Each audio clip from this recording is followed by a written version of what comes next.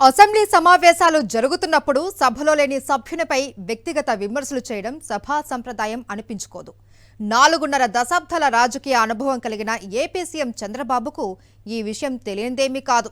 అయినా సరే ఆయన తన స్వార్థ దిగజారుడు డైవర్షన్ రాజకీయాలలో భాగంగా ప్రజలను తప్పుదోవ పట్టించడానికి గాను పదే పదే అసంబద్ధంగా అసందర్భంగా వైఎస్ జగన్పై వ్యక్తిగత వ్యాఖ్యలు చేస్తూనే ఉన్నారు.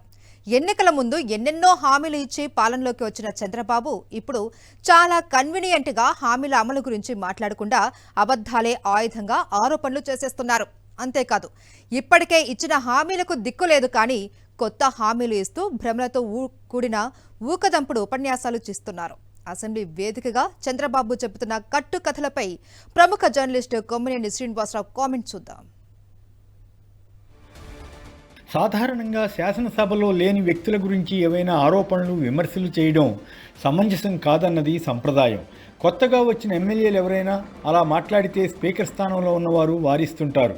కానీ స్వయంగా ముఖ్యమంత్రే మాట్లాడితే ఏం చేస్తారు? ఏపీ శాసనసభలో ముఖ్యమంత్రి చంద్రబాబు నాయుడు వైఎస్ఆర్ కాంగ్రెస్ అధినేత మాజీ ముఖ్యమంత్రి జగన్ గురించి చేస్తున్న విమర్శలు అసంబద్ధంగా అసందర్భంగా ఉంటున్నాయి. కారణం ఏమైనా సభలో జగన్ లేనప్పుడు ఆయనపై వ్యక్తిగత వ్యాఖ్యలు చేసి చంద్రబాబు సభా సంప్రదాయాలకు విరుద్ధంగా వ్యవహరిస్తున్నారేమో అనిపిస్తుంది. తాము ఎన్నికల సమయంలో చేసిన సూపర్ 6తో పాటు మరో 143 హామీల అమలు గురించి కన్నా జగన్ పైనే ఆరోపణలు చేసి డైవర్షన్ రాజకీయాలు చేస్తున్నారన్న విమర్శలకు ఆస్కారం ఇస్తున్నారు. మహిళా సాధికారికత గురించి చంద్రబాబు సభలో ప్రసంగం చేసినప్పుడు ఏ అంశాల గురించి చెప్పాలి? తాము ఎన్నికల సమయంలో చేసిన వాగ్దానాల గురించి కదా. వాటిని పక్కన పెట్టి కొత్త హామీలు ఇస్తూ కథ నడపడమే కాకుండా జగన్ ఆడబిడ్డల ద్రోహానికి పాల్పడ్డారని అదో కేస్ స్టడీ అని చెబుతున్నారంటే ప్రజలు విస్తుపోవడం తప్ప చేయగలిగింది ఏముంది? చంద్రబాబు నాయుడు మహిళలకు ఏ హామీలు ఇచ్చారు, వాటిలో ఎన్నిటినీ అమలు చేశారో అంశాల వారీగా లెక్కలు చెబితే అది ఆడబిడ్డలకు మేలు చేసినట్లు అవుతుంది.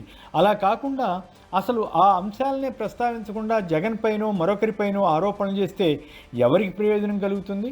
అది చంద్రబాబు ప్రభుత్వం ఆడబిడ్డలకు ద్రోహం చేసినట్లు కాదా? ఆడబిడ్డ నిధి కింద ప్రతి మహిళకు 1500 రూపాయలు చొప్పున ఇస్తామని చెప్పి ఆ ఊసే ఎత్తకుండా ఎగవేయడం ద్రోహం అవుతుందా కాదా? కూటమి ప్రభుత్వం వచ్చాక ఎంతమంది మహిళలు అఘాయిత్యానికి గురయ్యారో వివరించి వాటిని అరికట్టడానికి ఏమి చర్య తీసుకుంటున్నారో చెప్పాలి కదా. అవన్నీ ఎందుకు? ఉప ముఖ్యమంత్రి పవన్ కళ్యాణ్ గతంలో సుగాలి ప్రీతి అంటూ గొంతు చించుకుని మాట్లాడేవారు కదా. ఆ కేసు గురించి అన్నడైనా చంద్రబాబు ప్రస్తావించారా? పవన్ మాట నిలబెట్టుకున్నారా? దాన్ని ద్రోహం అంటారా కాదా? ప్రతి ముఖ్యమైన పండగకు మహిళలకు కానుకలు ఇస్తామని ఎన్నికల ప్రణాళికలో ప్రకటించారు కదా. ఈ ఏడాది కాలంలో పండగలే రాలేదా? అయినా ఏ ఒక్క మహిళకైనా కానుకలు అందాయా? పెళ్లి కానుక కింద 1,00,000 రూపాయలు ఇస్తామని చెప్పారే, మహిళలు ఎవరికైనా అందజేశారా? అలా చేసి ఉంటే ఎన్నో కార్యక్రమాలు నడిపేవారే. వాలంటీర్లకు 10,000 వేతనం ఇస్తామని చెప్పి అసలుకే ఎసరు పెట్టారు కదా. ఆ వాలంటీర్లో 1,00,000 మందికి పైగా మహిళలు ఉన్నారు కదా. వారికి ఇచ్చిన సాధికారికత ఇదేనా?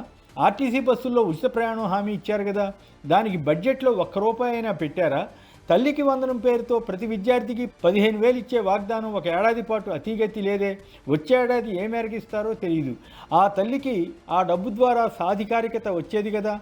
జగన్ తాను మహిళలకు ఇచ్చిన హామీలన్నీ దాదాపు అమలు చేశారే. అన్ని స్కీములు మహిళల పేరిటే ఇచ్చారు కదా. అమ్మఒడి కింద 15,000 రూపాయలు, 31 లక్షల ఇళ్ల స్థలాల పట్టాలు, చేయూత, ఆసరా, కాపు నేస్తం, చేనేత నేస్తం, ఆర్థికంగా బలహీన వర్గాల నేస్తం, ఇలా ఆయా స్కీముల్లో డబ్బులు ఇచ్చారే. చేయూత కింద మహిళలకు 18,500 రూపాయల చొప్పున ఆర్థిక సాయం చేసి వారితో వ్యాపారాలు పెట్టించి రిలయన్స్, ఐటీసీ వంటి ప్రముఖ సంస్థలతో టైఅప్ చేశారే. మహిళా భద్రతకు దిశ యాప్ తెచ్చారే. ఇప్పుడు అదే యాప్ను పేరు మార్చి చంద్రబాబు వాడుతున్నారా లేదా? ఇన్ని చేసిన జగన్ ఆడబిడ్డల ద్రోహి అవుతారా? లేక చేసిన భాషలకు మంగళం పలుకుతున్నట్లు వ్యవహరిస్తున్న చంద్రబాబు ద్రోహి అవుతారా అన్న ప్రశ్న వస్తే ఏం జవాబిస్తాం? జగన్ కుటుంబంలో ఏదో జరిగిందని, తల్లికి చెల్లికి న్యాయం జరగలేదంటూ అసత్య ఆరోపణలు చేయడం ఎంత మేర సమంజసం? చెల్లికి 200 కోట్ల రూపాయల మేర డివిడెండ్ల రూపంలో చెల్లించిన జగన్ ద్రోహం చేసినట్లు ఎలా అవుతుందో చంద్రబాబుకే తెలియాలి. పోనీ తన తోబుట్టువులకు చంద్రబాబు ఏ విధంగా సాయం చేసింది చెప్పి ఉంటే బాగుండేది కదా. చంద్రబాబు వ్యాఖ్యలకు ప్రతిగా వైసీపీ స్పందిస్తూ పలు ప్రశ్నలు వేసింది. హైదరాబాదులోనూ ఇతర చోట్ల చంద్రబాబు కుటుంబానికి ఉన్న 100 కోట్ల ఆస్తుల్లో తన తోబుట్టువులకు ఎంత ఇచ్చారని అడిగింది. తమ్ముడు రామ్మూర్తి నాయుడు కుటుంబానికి ఎంత వాటా ఇచ్చారని ప్రశ్నించింది. తన తల్లి పేరు మీద ఉన్న మదీనాగూడ భూమిలో వారికి వాటా ఇవ్వకుండా లోకేష్ ఒక్కరి పేరు మీద మార్పించింది వాస్తవం కాదా అని ప్రశ్నించింది.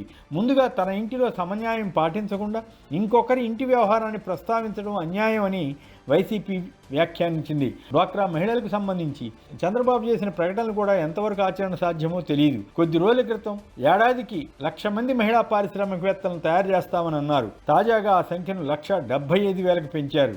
డ్వాక్రా మహిళలకు 65,000 కోట్ల రుణాలు ఇస్తున్నామని అందులో సగం పెట్టుబడి తీసుకురాగలిగితే 6,000 కోట్ల లాభాలు వచ్చేస్తాయని కూడా ఆయన ఊరించారు. వీటిలో ఎన్ని అవుతాయో ఎన్ని కావో భవిష్యత్తే చెబుతుంది. డీలిమిటేషన్ జరిగితే శాసనసభలో 75 మంది మహిళలకు అవకాశం రావచ్చని ఆయన అన్నారు. డీలిమిటేషన్లో ఏపీకి కూడా నష్టం జరుగుతోందని అంతా వాపోతుంటే దాని గురించి మాట్లాడకుండా మహిళలకు సీట్లు పెరుగుతాయని ఆయన చెబుతున్నారు. ఎక్కువ మంది పిల్లల్ని కనండని ఆయన ప్రచారం చేస్తున్నారు. కానీ తద్వారా ఎదురయ్యే సమస్యల గురించి వివరించి వాటిని అధిగమించడానికి ఏమి చేయాలో చెప్పరు.